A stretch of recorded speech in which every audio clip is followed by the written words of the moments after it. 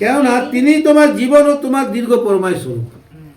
তিনি তোমার পরমায়ু স্বরূপ, তিনি তোমার জীবন ও তোমার দীর্ঘ পরমায়ু স্বরূপ।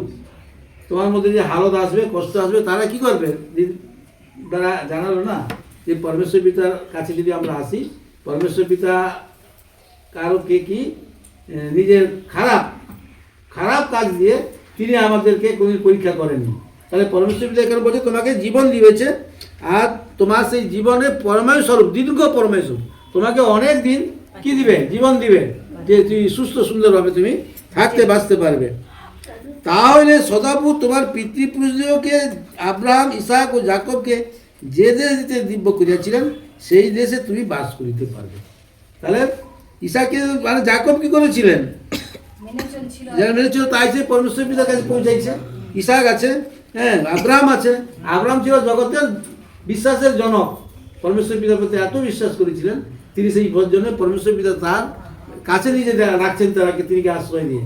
সেই রকম আমাদের মধ্যেও সেরকম জীবন তিনি দিবেন। সেই দেশ তিনি দিব্য করিয়াছেন, সেই দেশ তোমাকে আমি দেবো। দিব্য কথা বুঝো তো?